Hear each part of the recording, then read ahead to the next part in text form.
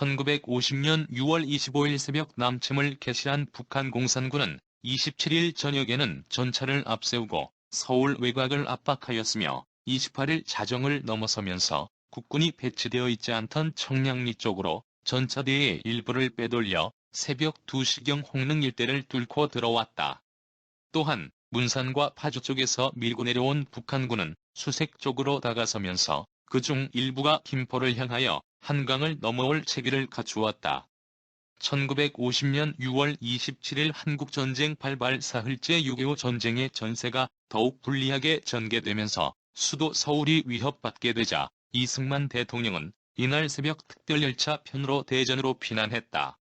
1950년 6월 27일 밤까지 완강하게 인민군의 돌파를 저지하던 국군은 1950년 6월 28일 새벽 은밀히 홍릉 방면으로 진출한 탱크 2대로 인하여 미아리 방어선은 공황 상태에 빠지고 만다. 도남동에 나타난 탱크를 목격한 강문봉 대령은 최병덕 총참모장에게 달려가 저기 전차가 서울 시내에 침입했습니다. 라고 보고했다. 하지만 그때까지만 하여도 인민군의 주력 부대는 미아리 고개에 포진해 있었다.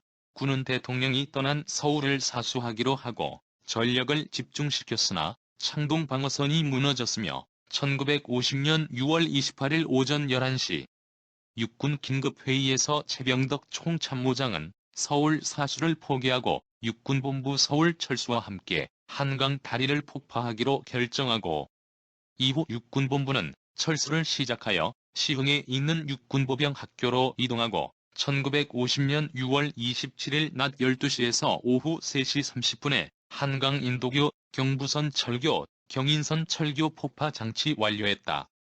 1950년 6월 27일 밤 11시 30분경 폭파 준비를 보고했다.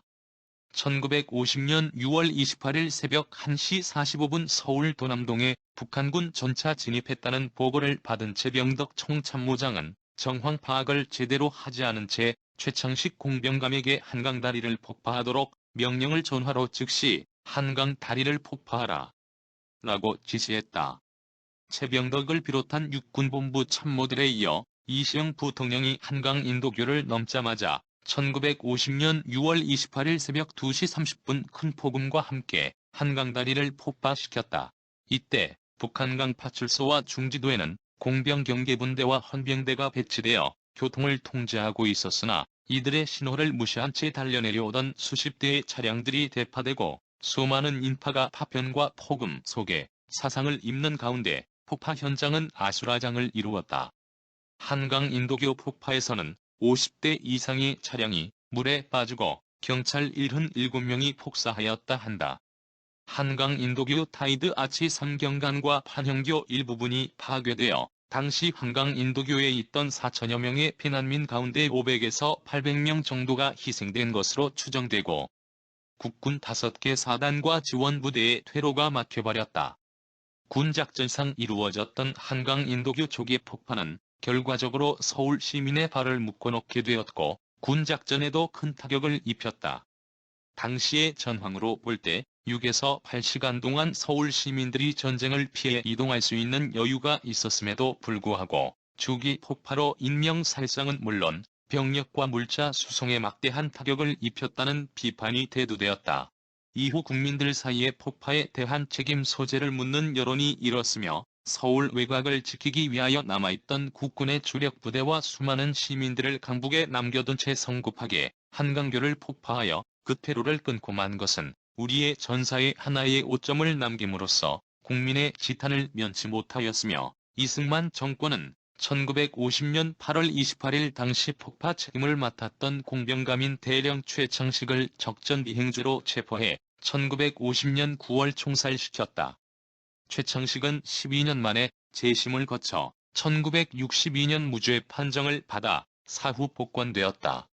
한강 철교의 폭파는 최병덕 육군 참모총장이 지시했지만 총리 이범석이 건의하였다는 주장도 있다. 1962년 재심에서 폭파 명령의 책임은 최병덕에게 있는 것으로 결론이 내려졌지만 최창식 공병감의 고문이었던 미군 크로포드 소령은 당시 폭파 명령을 내린 것은 대한민국 육군 참모총장의 고문으로 있던 미군 장교라고 증언했다. 당시 지휘계 동상 최병덕에게 명령을 내릴 수 있던 사람은 하우스만 대령이었다. 한강 인도교는 폭파됐지만 5개의 교량 중 3개의 교량만이 폭파됐고 임진강 철교, 춘천 무진교, 서울 한강 교량이 인민군의 수중에 넘어가게 됐다. 다리 폭파 소식을 접해들은 6개 사단, 4만 4천 명가량의 병력들은 중장비는 물론 소총까지 모두 버리고 후퇴를 해야 했다. 교량을 폭파하며 서울은 인민군에게 완전히 점령당했다.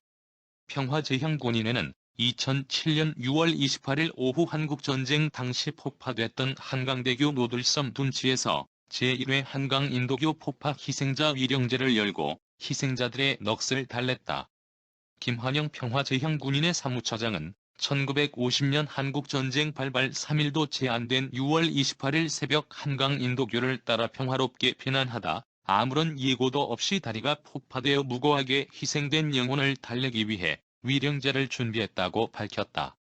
57년이 지나 처음 열리는 이 위령제에서 참가자들은 당시 한강다리 폭파 장면을 재현한 퍼포먼스에 이어 씻김굿과 추도사 등으로 희생자들을 위로했다.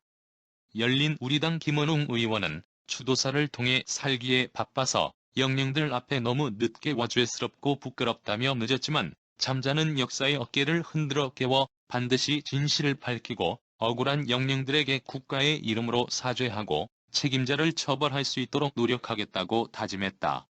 또 윤호상 한국전쟁 전후 민간인 피학살자 전국유족협의회 협력특별위원장은 이유도 모른 채 수백 명의 목숨이 희생된 그날을 우리 어찌 잊을 수 있겠느냐며 억울한 넋을 달래기 위해 이승만 살인 정권에 의해 저질러진 학살의 진상을 낱낱이 밝혀 책임자를 역사의 심판대에 올려야 한다고 말했다.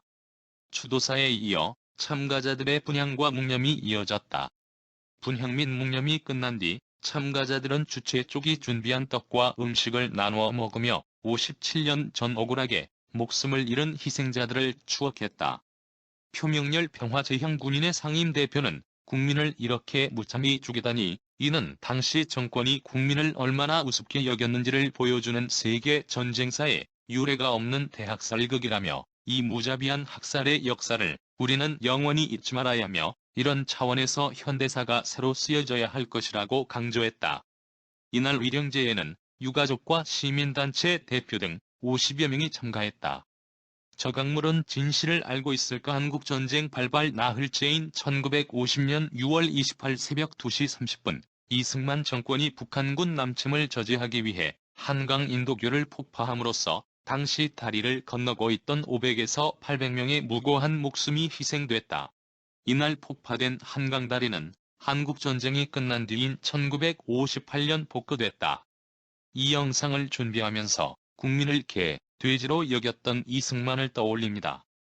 자기의 목숨만 사랑하고 자기의 정권을 유지하려는 욕심으로 1947년 제주 4.3 사건으로 2만 5천에서 3만 명을 학살했으며 1948년 여순 사건으로 1만여 명이 생명을 학살했고 1950년대에도 국민보도연맹원 4,934명을 학살했으며 1951년에는 거창 양민 학살 사건에서도 양민 517명을 학살한 이승만. 이어서 박정희 독재 정권의 인혁당 사건과 전두환의 광주 학살과 삼청교육대 학대, 형제복지원 학대들이 닮아있다. 이제는 윤석열이 검찰과 사법의 쿠데타로 이와 같이 북한을 선제 공격을 해야 한다고 주장하며 7천만 명의 국민을 개, 돼지로 여기는 발언은 탄핵받아 마땅하다. 이자들이 진정 국민을 위한 인물들이었는지 차라리 이 세상에 태어나지 말아야 할 인간들이었다고 생각한다. 시청하여 주셔서 감사합니다.